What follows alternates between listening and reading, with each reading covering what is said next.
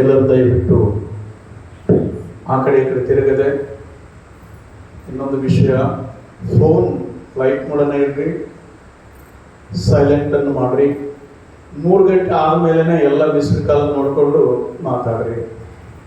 ಇದು ದೇವರ ಸನ್ನಿಧಿ, ಗಂಭೀರವಾಗಿ ನಾವಿರೋಣ.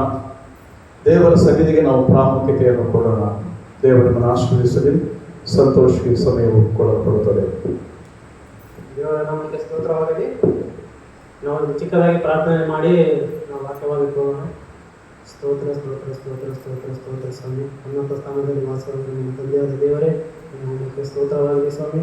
ಈ ದಿನ ಗುಡ್ ಫ್ರೈಡೆ ಎಂದು ಸ್ವಾಮಿ ದೇವ ಯೇಸು ಸ್ವಾಮಿಯವರು ಕಲವಾರಿ ಪೂಜೆಯಲ್ಲಿ ಸ್ವಾಮಿ ಆಡಿದ ಅಮೂಲ್ಯವಾದ 7 ಮಾತುಗಳಲ್ಲಿ ಸ್ವಾಮಿ ಎರಡನೇ ಮಾತಾಗಿ ನಾನು ಮಾತಾಡುತ್ತಿದ್ದೇನೆ ಸ್ವಾಮಿ. ನನ್ನ ಬಾಯಿ ತೊದಲದ ಹಾಗೆ ಸ್ವಾಮಿ ನಾನಲ್ಲ ಸ್ವಾಮಿ, ನೀವು ಮಾತನಾಡಿದ್ದಾಗುವಂತೆ ಆ ಮಾತುಗಳಿಂದ ಉಪಯೋಗವಾದ ನಮಗೆ ಜೀವನದಲ್ಲಿ ಚೇಂಜ್ ಆಗಲಿಕ್ಕಾಗುವಂತೆ ಸಹಾಯ ಮಾಡುತ್ತಾರೆ. ಯೇಸುವಿನ ನಾಮದಲ್ಲಿ ಪ್ರಾರ್ಥಿಸುವುದು ದೇವರಿಗೆ. ಹಲ್ಲೆಲೂಯಾ. ಈ ದಿನ ಯೇಸು ಕ್ರಿಸ್ತರು ಶಿಲುಬೆಯ ಮೇಲೆ ಆಡಿದ 7 ಮಾತುಗಳು ಅವೆಷ್ಟು ಅಮೂಲ್ಯವಾದ ಮಾತುಗಳು. ಯಾರು ಕೊನೆ ಸಮಯದಲ್ಲಿ ಯಾರು ವ್ಯಕ್ತವಾದ ಮಾತುಗಳನ್ನು ಮಾತಾಡೋದಿಲ್ಲ. ಹಾಗೆ ನೋಡಿದರೆ ಯೇಸು ಸ್ವಾಮಿಯವರು ಮಾತನಾಡಿದ್ದು 6 ತಾಸಿನಲ್ಲಿ ಕೇವಲ 7 ಮಾತುಗಳು. ಅದರಲ್ಲಿ 2ನೇ ಮಾತನ್ನು ನಾನು ಮಾತಾಡಲಿಕ್ಕೆ ಬಂದಿದ್ದೇನೆ. ಆ ಎರಡನೇ ಮಾತು ಮಾತಾಡಲಿಕ್ಕೆ ನನಗೆ ಅವಕಾಶ ಕೊಟ್ಟ ದೇವರಿಗೆ ನಾನು ಸ್ತೋತ್ರ ಹೇಳುತ್ತೇನೆ. ಆ 2ನೇ ಮಾತು ಏನೆಂದರೆ ಲೂಕನು ಬರೆದ ಸುವಾರ್ತೆ 23ನೇ ಅಧ್ಯಾಯ 43ನೇ ವಚನ.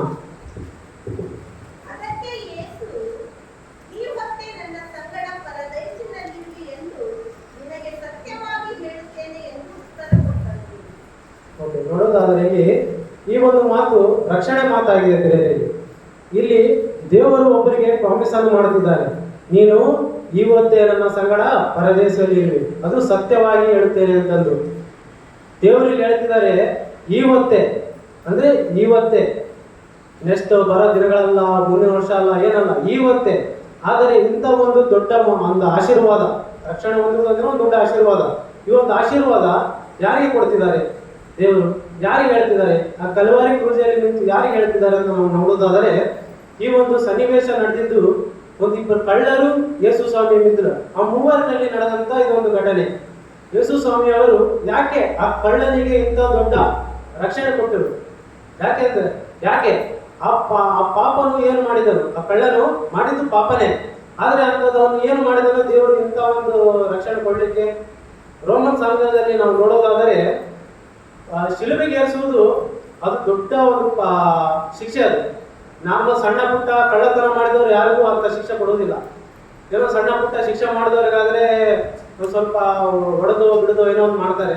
ಆದರೆ ಶಿಲುಬೆಗೆ ಏರಿಸುವಂಥದ್ದು ಅವ್ರು ಎಷ್ಟು ಹೆಸರು ವಾಸಿಯಾದಂತಾಗಿರ್ಬೇಕು, ಎಲ್ಲರ ಮನೆಯಲ್ಲಿ ಅವ್ರ ಹೆಸರು ಬರಬೇಕು. ದೇವರು ಇಂಥ ಪಾಪನು, ಇಂಥ ಕಳ್ಳನು ಇದೆಲ್ಲ ಮಾಡ್ತಾನೆ ಅಂತಂದು. ಅಂತ ಕ್ರೂರವಾದ ಕಳ್ಳನಿಗೆ ಯೇಸು ಸ್ವಾಮಿಯವರು ಯಾಕೆ ಈ ರಕ್ಷಣೆ ಮಾತು ಹೇಳ್ತಿದ್ದಾರೆ? ಅವರೇನು ನೀತಿವಂತರಲ್ಲ, ಅವರೇನು ಯೇಸು ಸಂಗಡ ಇದ್ದವರಲ್ಲ. ಯೇಸು ಯಾರಂದ್ರೆ ಗೊತ್ತೇ ಇಲ್ಲ. ಅವರು ಯೇಸು ಸ್ವಾಮಿ ಜೊತೆ 3.5 ವರ್ಷ ಸುವಾರ್ತೆ ಸಾರಕ್ಕೂ ಹೋಗಿಲ್ಲ. ಯೇಸು ಮಾಡಿದ ಅದ್ಭುತಗಳನ್ನು ಒಂದನ್ನು ನೋಡಿಲ್ಲ. ಹಾಗೆ ನೋಡ್ಕೊಂಡು ಅವರು ದೀಕ್ಷಾಸ್ಥಾನನೂ ಹೊಂದಿಲ್ಲ. ಆ ಶಿಲುಬೆ ಮೇಲೆ ಇದ್ದಾರೆ ಅವರು. ಆದ್ರೆ ದೇವರು ಆ ಮಾತನ್ನು ಅವರಿಗೆ ಯಾಕೆ ಹೇಳಿದರು? ಯಾಕೆ ಅಂತ ರಕ್ಷಣೆ ಮಾತನ್ನು ಹೇಳಿದರು? ಇಲ್ಲಿ ನಾವು ನೋಡೋದಾದರೆ ಮತ್ತಾಯ 27:36ರಿಂದ 44 ವಚನಗಳು, ಈ ಒಂದು 8 ಅಧ್ಯಾಯಗಳನ್ನು ನಾವು ಓದ್ಕೊಂಡ್ರೆ ಆಮೇಲೆ ಓದೋಮಂತ ಬೇಡ. ಆ 8 ಅಧ್ಯಾಯಗಳನ್ನು ನೋಡೋದಾದರೆ ಪ್ರತಿಯೊಬ್ಬರು ಯೇಸು ಸ್ವಾಮಿಯನ್ನು ದೂಷಣೆ ಮಾಡ್ತಿದ್ದಾರೆ. ಅಲ್ಲಿ ದಾರಿಯಲ್ಲಿ ಹೋಗೋ ಬರೋರು ದೂಷಣೆ ಮಾಡ್ತಿದ್ದಾರೆ. ಮತ್ತೆ ಅಲ್ಲಿ ನಿಂತಾರೋ ಅಧಿಕಾರಿಗಳು, ಯಾಜಕರು, ಶಾಸ್ತ್ರೀಯರು ಪ್ರತಿಯೊಬ್ಬರು ಯೇಸುವನ್ನು ದೂಷಣೆ ಮಾಡ್ತಿದ್ದಾರೆ. ನೀನು ದೇವರ ಕುಮಾರನಲ್ಲ, ನೀನು ಬಿಡಿಸಿಕೋ, ನೀನು ದೇವರಿಗೆ ನಂಬಿಕಸ್ಥನಲ್ಲ, ನೀನು ಬಿಡಿಸಿಕೋ, ನೀನು ಬಿಡಿಸ್ಕೊಂಡು ಕೆಳಗೆ ಬಾ, ಆಗ ನಾವು ದೇವರನ್ನು ನಂಬುತ್ತೇವೆ. ನಿನಗೆ ನೀನಂದರೆ ದೇವರು ನಿನ್ನ ಮೇಲೆ ಇಷ್ಟ ಇದ್ದರೆ ದೇವರೇ ಬಿಡಿಸ್ತಾರಲ್ಲ ಅಂತಂದು ಎಲ್ಲವನ್ನು ಮಾತಾಡ್ತಿದ್ದಾರೆ. ಆದ್ರೆ ಇಲ್ಲಿ ಮತ್ತಾಯ 27:44ರಲ್ಲಿ ಅಲ್ಲಿ ನೋಡುವುದಾದರೆ ಆತನ ಸಂಗಡ ಶಿಲುಬೆಗೆ ಹಾಕಿಸಲ್ಪಟ್ಟ ಕಳ್ಳರು ಸಹ ಆತನ ಅದೇ ಪ್ರಕಾರ ನಿಂದೆ ಮಾಡುತ್ತಿದ್ದರು. ಅವರು ಸಹ ನಿಂದೆ ಮಾಡ್ತಿದಾರಲ್ಲ, ಅವರಿಬ್ಬರು ಸಹ ನಿಂದೆ ಮಾಡ್ತಿದ್ದಾರೆ ಯೇಸುವನ್ನ. ನೀನು ಯಾರು? ನೀನು ದೇವಕುಮಾರನ, ನೀನು ಹಾಗಾದ್ರೆ ನೀನು ಬಿಡಿಸ್ಕೋ, ನೀನು ಹಂಗಾಗಿ ಎಲ್ಲರೂ ಅವರು ಉಪವಾಸ ಮಾಡ್ತಿದ್ದಾರೆ. ಆದರೆ ಎಲ್ಲಿ ಅವನ ಮನಸ್ಸು ಹೇಗೆ ಚೇಂಜ್ ಆಯಿತು? ಎಲ್ಲಿ ಅವನ ಮನಸ್ಸು ಚೇಂಜ್ ಆಗಲಿಕ್ಕೆ ಕಾರಣವಾಯಿತು ನಾವು ನೋಡೋಣ. ಆದರೆ ಆ ಅವನು ಹೇಗೆ ಚೇಂಜ್ ಆಗ್ಲಿಕ್ಕೆ ಕಾರಣವೇನಾದ್ರು ಅವನು ಯಾಕೆ ದೇವರ ಅವನಿಗೆ ಕೊಡ್ಲಿಕ್ಕೆ ಆಶೀರ್ವಾದ ಕೊಡ್ಲಿಕ್ಕೆ ಕಾರಣವೇನು? ನಾವು ನೋಡುವುದಾದರೆ ಲೂಕ 23:39 ಯಾರಾದ್ರೂ ಓದ್ತೀರಾ? ಒಬ್ಬನು ಆತನನ್ನು ದೂಷಿಸಿ, ನೀನು ಬರಬೇಕಾದ ಕ್ರಿಸ್ತನಲ್ಲವೇ, ನಿನ್ನನ್ನು ರಕ್ಷಿಸಿಕೋ, ನಮ್ಮನ್ನು ರಕ್ಷಿಸು ಎಂದು ಹೇಳಿದ್ದಕ್ಕೆ ಇಲ್ಲಿ ನೋಡಿದಾದ್ರೆ ಆತನ ಜೊತೆ ಯೇಸು ಸ್ವಾಮಿ ಜೊತೆ ಇಬ್ಬರು ಕಳ್ಳರು, ಒಬ್ಬರು ಎಡಗಡೆಯಲ್ಲಿ ಒಬ್ಬರು ಬಲಗಡೆಯಲ್ಲಿ. ಅದರಲ್ಲಿ ಒಬ್ಬನು ಹೇಳ್ತಿದ್ದಾನೆ, ನೀನು ಬರಬೇಕಾದ ಕ್ರಿಸ್ತನಲ್ಲವೇ, ನೀನು ಕಾಪಾಡಿಕೋ, ನನ್ನನ್ನು ಕಾಪಾಡಿಕೋ ಅಂತಂದು. ಇಲ್ಲಿ ಅವನು ಯೇಸು ಸ್ವಾಮಿಯನ್ನು ದೂಷಣೆ ಮಾಡ್ತಿದ್ದಾನೆ. ಈಗ ಅಂದ್ರೆ ಆತಗ ಒಂಥರ ರೋಷ ಎಬ್ಬಿಸ್ತಿದ್ದಾನೆ. ನೀನು ಬರಬೇಕಾದ ಕ್ರಿಸ್ತನಲ್ಲ, ನೀನು ಬಿಡಿಸ್ಕೊಂಡ್ಮೇಲೆ ನನ್ನೂ ಬಿಡಿಸು. ಇದು ಯಾವ ರೀತಿ ಆಗಿದೆ ಅಂದ್ರೆ, ಒಂದು ಏನು ಇಲ್ಲಾರ್ದ ನಾನು, ಯಾಕಂದ್ರೆ ಅವನು ಅಲ್ಲಿ ಶಿಲುಬೆ ಮೇಲೆ ಅವನು ನೇತಾಡ್ತಿದ್ದಾನೆ, ಅವನಿಗೂ ಮೈಯೆಲ್ಲ ಗಾಯಗಳಾಗಿವೆ. ಅವನೇನಪ್ಪ ಎಲ್ಲರೂ ಅಂತಿದಾರ, ಓಕೆ ಈತನು ದೇವಕುಮಾರನಾಗಿದ್ರೆ ಬಿಡಿಸ್ಕೊಳ್ಳಿ, ದೇವ ರಾಜ್ಕುಮಾರ ಆಗಿದ್ರೆ ಬಿಡಿಸ್ಕೊಳ್ಳಿ, ಇವನು ಬಿಡಿಸ್ಕೊಂಡ್ರೆ ನನ್ನೂ ಬಿಡಿಸ್ಲಲ್ಲ, ಇದೇ ಒಂದು ಚಾನ್ಸ್ ಇಂದ ನಾನು ಬರ್ತೀನಿ ಹೊರಗ ಅನ್ನೋ ಒಂದು ಇಂಟೆನ್ಷನ್ ಇಂದ ಹೇಳ್ತಿದ್ದಾನೆ ಇಲ್ಲಿ. ಆದರೆ ಇನ್ನೊಬ್ಬ ಕಳ್ಳನು ಏನ್ ಹೇಳ್ತಿದ್ದಾನೆ ಅಂದ್ರೆ, ಎರಡನೇವನು ಗದರಿಸಿ, ನೋಡ್ರಿ ಅವನ್ನ ಗದರಿಸಿ ಹೀಗೆ ಹೇಳ್ತಿದ್ದಾನೆ, ನೀನು ಇದೇ ದಂಡನೆಯಲ್ಲಿ ಇರುವಾಗಲೂ ದೇವರಿಗೆ ಎದುರುದಿಲ್ಲವೋ? ನೋಡಿದ್ದೀರಾ? ಆದರೆ ಇನ್ನೊಬ್ಬ ಕಳ್ಳನಲ್ಲಿ ಯೇಸು ಸ್ವಾಮಿಯನ್ನು ದೇವರೆಂದು ಅಲ್ಲಿ ಅವನು ತಿಳ್ಕೊಂತಿದ್ದಾನೆ. ಹಾಗಾಗಿ ಆ ಮಾತು ಅವನ ಬಾಯಿಂದ ಬಂತು, ನೀನು ಇದೇ ದಂಡನೆಯಲ್ಲಿ ಇದೆಯಾ, ಆದರೂ ದೇವರಿಗೆ ಎದುರುದಿಲ್ಲವೋ ನೀನು ಅಂತಂದ್ರೆ, ಅಲ್ಲಿ ಆ ಪಾಪಿಯಲ್ಲಿ ಆಗಲೇ ಮಾರ್ಪು ಬರ್ತಿದೆ, ಅವನ ಮನಸ್ಸಲ್ಲಿ ಆಗಲೇ ಮಾರ್ಪು ಬರ್ತಿದೆ. ಹಾಗೆ ನಾವು ಮುಂದೆ ನೋಡುವುದಾದರೆ ಲೂಕ 23:41 ನಾವಂತೂ ನ್ಯಾಯವಾಗಿ ದಂಡನೆಯಲ್ಲಿದ್ದೇವೆ, ನಾವು ಮಾಡಿದ್ದಕ್ಕೆ ತಕ್ಕ ಪ್ರತಿಫಲವನ್ನು ಹೊಂದಿದ್ದೆವು, ಆದರೆ ಈತನಾದರೂ ಅಲ್ಲದೇನು ಮಾಡಿಲ್ಲ ಅಂತ ಹೇಳ್ತಿದ್ದಾನೆ. ಅಂದ್ರೆ ಆ ಪಾಪಿಯು ಒಪ್ಪಿಕೊಳ್ಳುತ್ತಿದ್ದಾನೆ, ನಾನು ತಪ್ಪು ಮಾಡಿದ್ದೀನಿ, ನಾನು ಪಾಪಿಯು. ಅವನ ಪಾಪಗಳನ್ನು ಅಲ್ಲಿ ಯೇಸು ಸ್ವಾಮಿ ಹತ್ರ ಒಪ್ಪಿಕೊಂಡು ಅವನು ಹೇಳ್ತಿದ್ದಾನೆ, ನಾವು ಪಾಪ ಮಾಡಿ ನಮ್ಮ ಪಾಪಕ್ಕೆ ಒಂದು ಫಲವು ಸಿಕ್ಕಿದೆ, ಈಗ ನಮಗೆ ಶಿಲುಬೆ ಮೇಲೆ ಹಾಕಲು, ಓಕೆ ನಾನು ಅದನ್ನು ಅನುಭವಿಸಲಿಕ್ಕೆ ರೆಡಿ ಇದ್ದೀನಿ. ಆದರೆ ಈತನು ಯೇಸು ಸ್ವಾಮಿಯು ಏನೂ ತಪ್ಪು ಮಾಡಿಲ್ಲ, ಆದರೂ ಅದನ್ನ ಶಿಲುಬೆಗೆ ಹಾಕಿದ್ದಾರೆ. ಇಲ್ಲಿ ನಾವು ನೋಡೋದಾದರೆ ಜ್ಞಾನೋಕ್ತಿಗಳು 28:13 ಹೀಗೆ ಬರೆದಿದೆ, ದೋಷಗಳನ್ನು ಮುಚ್ಚಿಕೊಳ್ಳುವವನಿಗೆ ಶುಭವಾಗದು, ನಾವು ನಮ್ಮ ದೋಷಗಳನ್ನು ಮುಚ್ಚಿಟ್ಕೊಳ್ಳೋದ್ರಿಂದ ನಮಗೆ ಶುಭ ಆಗದು, ಅವುಗಳನ್ನು ಒಪ್ಪಿಕೊಂಡು ಬಿಡುವವನಿಗೆ ರಕ್ಷಣೆ ದೊರಕುವುದು. ಅಲ್ಲಿ ಅವನು ಯೇಸು ಸ್ವಾಮಿ ಹತ್ರ ಒಪ್ಕೊಂಡ, ಅವನು ಏನೇನು ಪಾಪ ಮಾಡಿದಾನೆ ಏನಿಲ್ಲ, ಅವನು ಯೇಸು ಸ್ವಾಮಿ ಹತ್ರ ತನ್ನನ್ನು ತಾನು ಒಪ್ಪಿಕೊಂಡನು. ಹಾಗಾಗಿ ಅವನಿಗೆ ಒಂದು ರಕ್ಷಣೆ ಮಾರ್ಗ ಸಿಗಲಿದ್ದಲ್ಲಿ ಅವನು ಒಪ್ಪಿಕೊಂಡು ಮಾತನಾಡುತ್ತಿರುವ ಮಾತುಗಳು. ಹಾಗೆ ನಾವು ನೋಡುವುದಾದರೆ ಎಫೆಸಿಯದವರ ಬರೆದ ಪತ್ರಿಕೆ 2:8 ನೋಡುವುದಾದರೆ, ನಂಬಿಕೆಯ ಮೂಲಕ ಕೃಪೆಯಿಂದಲೇ ರಕ್ಷಣೆ ಹೊಂದುವುದಾಗಿದ್ದೀರಿ, ಆ ರಕ್ಷಣೆಯು ನಿಮ್ಮಿಂದ ಉಂಟಾಗುವುದಲ್ಲ, ಅದು ದೇವರ ವರವೇ. ಈ ಒಂದು ರಕ್ಷಣೆಯು ನಮ್ಮಿಂದ ಉಂಟಾಗುತ್ತಲ್ಲ, ನಾವು ಮಾಡುವ ಕ್ರಿಯೆಗಳಿಂದ ಉಂಟಾಗುತ್ತಲ್ಲ. ನಾವು ಬರ್ತೀವಿ, ಏನೋ ಸೇವೆ ಮಾಡ್ತೀವಿ, ನಾವು ದೇವರ ವಾಕ್ಯ ಹೇಳ್ತೀವಿ, ಅದು ಮಾಡ್ತೀವಿ, ಇದರಿಂದ ನಮ್ಮ ರಕ್ಷಣೆ ಉಂಟಾಗೋದಿಲ್ಲ. ಅದು ಬರುವುದು ಯಾರಿಂದ? ಅದು ದೇವರಿಂದಲೇ. ಅದು ಎಲ್ಲಿ? ನಮ್ಮ ನಂಬಿಕೆ ಇದ್ದಾಗಲೇ. ನಾವು ಯೇಸುವನ್ನು ನಂಬಿದಾಗ ಅದು ಕೃಪೆಯಿಂದ ದೇವರು ನಮಗೆ ರಕ್ಷಣೆಯನ್ನು ಕೊಡ್ತಾನೆ. ಹಾಗಾದರೆ ನಾವಿಲ್ಲಿ ನೋಡುವುದಾದರೆ ಅವನು ಇದನ್ನ ಮಾಡಿದಾನೆ, ಅವನು ಒಪ್ಪಿಕೊಂಡನು ಯೇಸು ಹತ್ರ. ಒಪ್ಪಿಕೊಂಡು ನಂತರ ಅವನು ಏನ್ ಮಾತಾಡ್ತಿದ್ದಾನೆ ನೋಡೋದಾದರೆ ಲೂಕನ ಬರೆದ ಸುವಾರ್ತೆ 23:42 ಹೇಳ್ತಿದ್ದಾನೆ,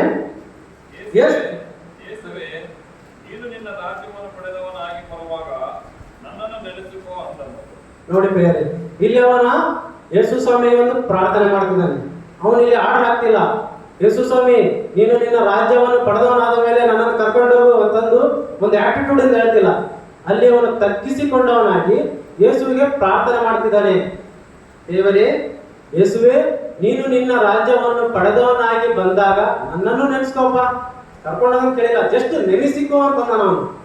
ಅವನೇನ ನೆನೆಸಿಕೋ ಅಂತಂದು ಅವನು ಇಷ್ಟೆಲ್ಲ ಚೇಂಜ್ ಆಯ್ತು. ಅವನಲ್ಲಿ ಚೇಂಜ್ ಆಗಿ ಈ ಒಂದು ಪ್ರಾರ್ಥನೆ ಮಾಡಲಿಕ್ಕೆ ಕಾರಣವೇನಾಗಿರ್ಬೋದು, ಅಲ್ಲಿ ನಡೆದಂತ ಸಂದರ್ಭ ಏನಾಗಿರ್ಬೋದು ನಾವು ನೋಡುವುದಾದ್ರೆ, ಆ ಕಳ್ಳನ ಮಾರ್ಪಿಗೆ ಎರಡು ಕಾರಣಗಳಿದಾವೆ ಅಲ್ಲಿ. ಏನು ನೋಡೋದಾದರೆ, ಒಂದು ಪ್ರಾರ್ಥನೆ, ಇನ್ನೊಂದು ಸುವಾರ್ತೆ.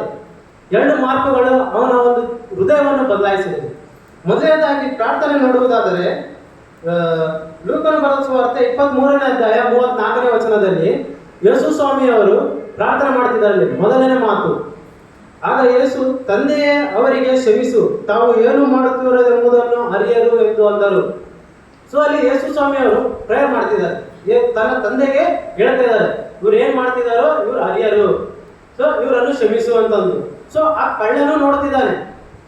ಆ ಒಂದು ನಿನ್ನೆ ರಾತ್ರಿ ಯೇಸು ಸ್ವಾಮಿನ ಹಿಡಿದಾಗಿಂದ ಅವರು ಹೊಡೆದಿದ್ದಾಗ್ಲಿ, ಉಗುಳಿದ್ದಾಗ್ಲಿ, ಬೈಯೋದಾಗ್ಲಿ, ದೂಷಣೆ ಮಾಡೋದಾಗ್ಲಿ, ಹಿಂಸೆ ಪಡುವುದಾಗ್ಲಿ, ಮತ್ತೆ ಆತನ ಬಟ್ಟೆಗಳನ್ನು ತೆಗೆದಾಕಿ ಚೀಟ್ ಹಾಕೋದಾಗ್ಲಿ ಎಲ್ಲವನ್ನು ನೋಡಿದ್ದಾನೆ.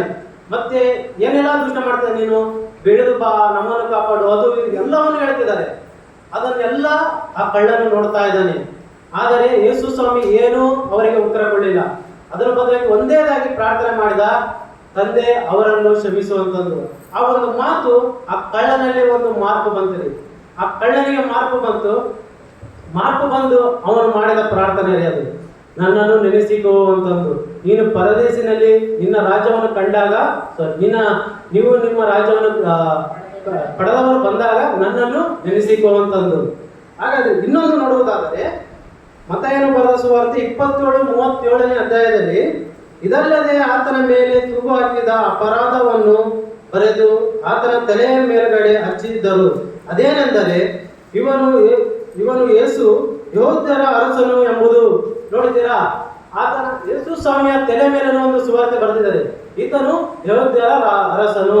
ಈತನಲ್ಲಿ ಆ ರಾಜನು ಅಂತಂದು ಹೇಳ್ಕೊಂಡು ತಿರ್ಗಾಡಕತ್ತಾನ ಅಂತಂದು ಅದ್ಭುತ ಮಾಡಕತ್ತಾನ ಅಂತ ಏನು ಬರ್ದಿಲ್ಲ. ಅಲ್ಲಿ ಯಾವ ತರ ಪ್ರಿಂಟ್ ಹಾಕ್ಸಿದಾರೆ ಅಂದ್ರೆ, ಈತನು ರಾಜನೇ, ಈತನು ಯಹೂದಿಗಳಿಗೆ ರಾಜನೇ. ಆಗ ಆ ಕಳ್ಳನು ಯೇಸು ಸ್ವಾಮಿಯನ್ನು ಪೂರ ನಂಬಲಿಕ್ಕೆ ಸ್ಟಾರ್ಟ್ ಮಾಡ್ತಾನ್ರಿ.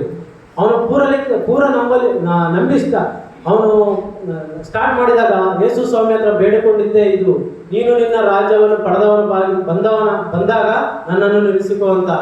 ಅದಕ್ಕೆ ಯೇಸು ಸ್ವಾಮಿಯವರು ತಕ್ಷಣ ಅವನಿಗೆ ಉತ್ತರ ಕೊಟ್ಟರು. ನೋಡ್ರಿ, ಲೂಕನು 23ನೇ ಅಧ್ಯಾಯ 43ನೇ ವಚನದಲ್ಲಿ, ಅದಕ್ಕೆ ಯೇಸು, ಇವತ್ತೇ ನನ್ನ ಸಂಗಡ ಪರದೇಶಿನಲ್ಲಿ ಇರುವೆ ಎಂದು ನಿನಗೆ ಸತ್ಯವಾಗಿ ಹೇಳುತ್ತೇನೆ ಎಂದನು. ನೋಡಿದ್ದೀರಾ, ಅವನ ಪಾಪವನ್ನು ಒಪ್ಪಿಕೊಂಡಿರು, ಅವನನ್ನು ತಗ್ಗಿಸಿಕೊಂಡು ಅವನ ಹೃದಯವನ್ನು ಮಾರ್ಪಾಟು ಮಾಡಿಕೊಂಡು ಅವನು ಯೇಸು ಸ್ವಾಮಿ ಹತ್ರ ಅವನು ಒಪ್ಪಿಕೊಂಡನು. ಪ್ರತಿಯೊಂದು ಒಪ್ಪಿಕೊಂಡಕ್ಕೆ ಅವನಿಗೆ ಸಿಕ್ಕಂತ ಭಾಗ್ಯ ಏನು? ಪರದೇಶಿನಲ್ಲಿ ಇರುವಂತ. ಅದು ಯಾವತ್ತು? ಇವತ್ತೇ, ಮುಂದಿನ ವಾರ ಅಲ್ಲ, ಮುಂದಿನ ವರ್ಷ ಅಲ್ಲ, ದೇವರು ಮುಂದೆ ನೋಡ್ತನಪ್ಪ ಅಂತ ಅನ್ನೋದಿಲ್ಲ. ಇವತ್ತೇ ನೀನು ನನ್ನ ಸಂಗಡ ಪರದೇಶಿನಲ್ಲಿ ಇರುವಂತೆ. ಇಲ್ಲಿ ನೋಡುವುದಾದರೆ, ಆ ಒಂದು ಬೆಳಗ್ಗೆಯಿಂದನೂ ಇಬ್ಬರು ಕಳ್ಳರು ಅಲ್ಲೇ ಇದ್ದಾರೆ. ಇಬ್ಬರು ಕಳ್ಳರು ಎಲ್ಲರೂ ನೋಡ್ತಿದ್ದಾರೆ, ಎಲ್ಲರೂ ದೂಷಣೆ ಮಾಡ್ತಿದ್ದಾರೆ, ಇವರು ದೂಷಣೆ ಮಾಡ್ತಿದ್ದಾರೆ. ಆದರೆ ಒಬ್ಬ ಕಳ್ಳನ ಹೃದಯ ಮಾತ್ರ ಮಾರ್ಪಾಡು ಹೊಂದಿತ್ತು, ಇನ್ನೊಬ್ಬ ಕಳ್ಳನ ಹೃದಯ ಕಳ್ಳನಾಗೇ ಇತ್ತು. ನಾವಿಲ್ಲಿ ನೋಡೋದಾದರೆ, ನಾವು ಇದೇ ತರ ಎರಡು ಡಿಫ್ರೆಂಟ್ ಕ್ಯಾರೆಕ್ಟರ್ ನಲ್ಲಿ ನಾವು ಹೊಂದಿದ್ದೀವಿ. ನಾವು ಚರ್ಚಿಗೆ ಬರ್ತೀವಿ, ಸಂಡೇ ಬರ್ತೀವಿ, ಮೊದಲನೇ ಭಾನುವಾರ ಬರ್ತೀವಿ, ರೊಟ್ಟಿ ದಕ್ಷವನ್ನು ಮುರಿತೀವಿ, ಇದೆಲ್ಲ ಮಾಡ್ತೀವಿ. ನಾವು ಸಹ ಅವನಿಗೆ ನಂಬಿಕೆ ಇದೆನಾ? ನಮಗೂ ನಂಬಿಕೆ ಇದೆ. ನಾವು ಯೇಸು ಸ್ವಾಮಿ ಹತ್ರ ನಮ್ಮ ಪಾಪಗಳನ್ನು ಒಪ್ಪಿಕೊಂಡು ಯೇಸು ಸ್ವಾಮಿ ಹತ್ರ ರಕ್ಷಣೆ ಹೊಂದಿದ್ದೀವ. ಈಗ ನಿಮಗೆ ಒಂದು ಕ್ವಶನ್ ಹಾಕೋರಿ, ಈಗಲೇ ನಾನು ಯೇಸು ಸ್ವಾಮಿಗೆ ನಾನು ಪ್ರಾರ್ಥನೆ ಮಾಡಿದರೆ ಇವಾಗಿಂದ ಈಗ ನನಗೆ ಆನ್ಸರ್ ಕೊಡ್ತಾನ ಅಂತಂದು ಯಾರಾದ್ರೂ ನಂಬಿಕೆ ಇದೆನಾ? ನಾವು ಜಸ್ಟ್ ನಮ್ಮೊಂದು ಆಲೋಚನೆಯಲ್ಲಿ ನಾವು ಅನ್ಕೋಣ ಅಂದ್ರೆ ನಾವೇ ಅಲ್ಲಿ ಕಳ್ಳನಿಗೆ ಆ ಭಾಗ್ಯ ಸಿಕ್ತು. ಅವನು ಯಾವ ಸುವಾರ್ತೆ ಹೋಗಿಲ್ಲ, ಅಲ್ಲಿರುವಂತ ಆಲಯಗಳಿಗೆ ಹೋಗಿಲ್ಲ, ಏನಿಲ್ಲ. ಜಸ್ಟ್ ಅವನು ನಂಬಿದ್ದೇನಂದ್ರೆ ಮರಣವು ಒಂದು ದೇಹಕ್ಕಷ್ಟೇ ಮರಣ, ಆತ್ಮಕ್ಕಲ್ಲ. ನಾವು ಸತ್ತ ಮೇಲೆ ಈ ದೇಹ ಮಣ್ಣಿಗೆ ಹೋಗುತ್ತೆ, ಆದರೆ ಆತ್ಮವು ಹೋದ್ರೆ ಒಂದು ನರಕಕ್ಕೆ ಹೋಗ್ಬೇಕು, ಒಂದು ಪರಲೋಕಕ್ಕೆ ಹೋಗ್ಬೇಕು. ಆದರೆ ಅವನಿಗೆ ತಿಳಿದಿದ್ದ ಹೊತ್ತು ಏನಂದರೆ, ನಾನು ಸಾಯುತ್ತಿದ್ದೇನೆ, ಈ ಕೊನೆ ಗಳಿಗೆಯಲ್ಲಿ ನಾನು ಯೇಸು ಸ್ವಾಮಿಯನ್ನ ನಂಬಿ ನನ್ನನ್ನು ನಾನು ರಕ್ಷಿಸಿಕೊಳ್ಳೋಣ. ಯೇಸು ಸ್ವಾಮಿ ಅಂದ್ರೆ ನನ್ನನ್ನು ರಕ್ಷಿಸಿಕೊಳ್ಳೋಣ, ನನ್ನ ಒಂದು ಆತ್ಮವು ವ್ಯರ್ಥವಾಗುವುದು ಬೇಡ ಅಂತಂದ್ರು.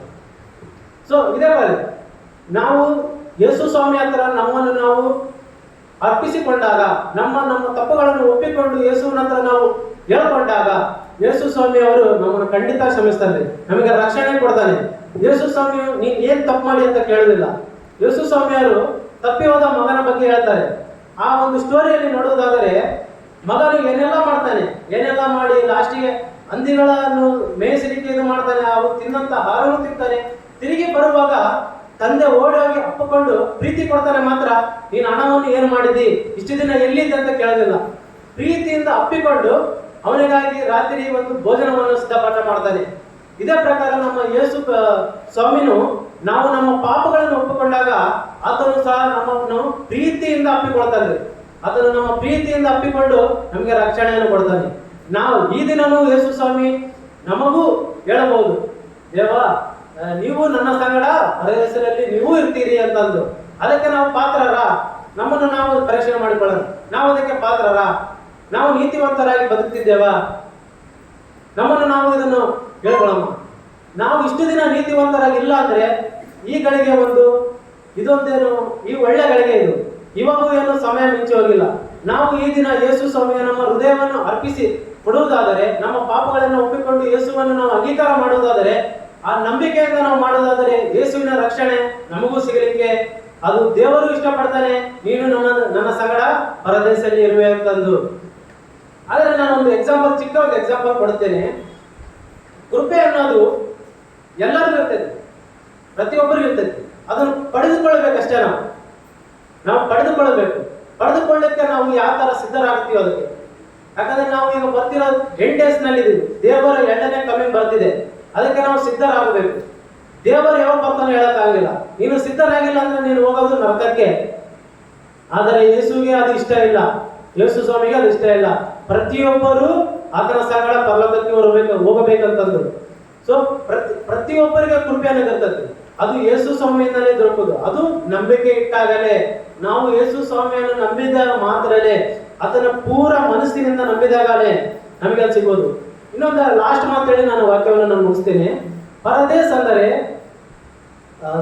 ನೀತಿವಂತರು ಮರಣದ ನಂತರ ಹೋಗಿ ವಿಶ್ರಾಂತಿ ತೆಗೆದುಕೊಳ್ಳುವ ಸ್ಥಳ. ನೀತಿವಂತರು ಮರಣದ ನಂತರ ವಿಶ್ರಾಂತಿ ತೆಗೆದುಕೊಳ್ಳುವ ಸ್ಥಳನ ನಾವು ಪರದೇಶ ಅಂತೀವಿ.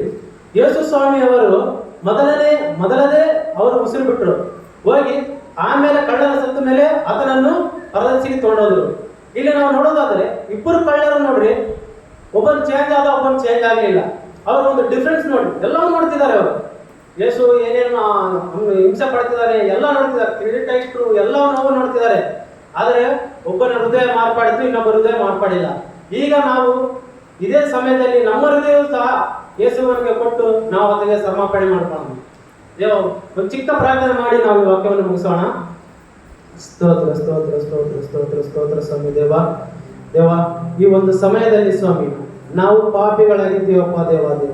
ದೇವ ಬೈಬಲ್ ಹೇಳ್ತದೆ ಸ್ವಾಮಿ, ನಾವು ತಾಯಿ ಗರ್ಭದಲ್ಲಿರುವಾಗಲೇ ನಾವು ಪಾಪಿಗಳೆಂದು ಹೇಳ್ತದೆ ಸ್ವಾಮಿ. ಈ ಪಾಪಿಗಳನ್ನು ಕ್ಷಮಿಸುತ್ತದೆ. ನಾವು ನಿನ್ನನ್ನು ನಮ್ಮ ರಕ್ಷಕನೆಂದು ಎಂದು ಸ್ವಾಮಿ ನಾವು ನಂಬಿದ್ದೇವಪ್ಪ. ನೀನು ನಮ್ಮ ರಕ್ಷಕನು ಸ್ವಾಮಿ. ನಾವು ನಮ್ಮ ಪಾಪಗಳನ್ನೆಲ್ಲ ಒಪ್ಪಿಕೊಳ್ಳುತ್ತೇವೆ ಸ್ವಾಮಿ.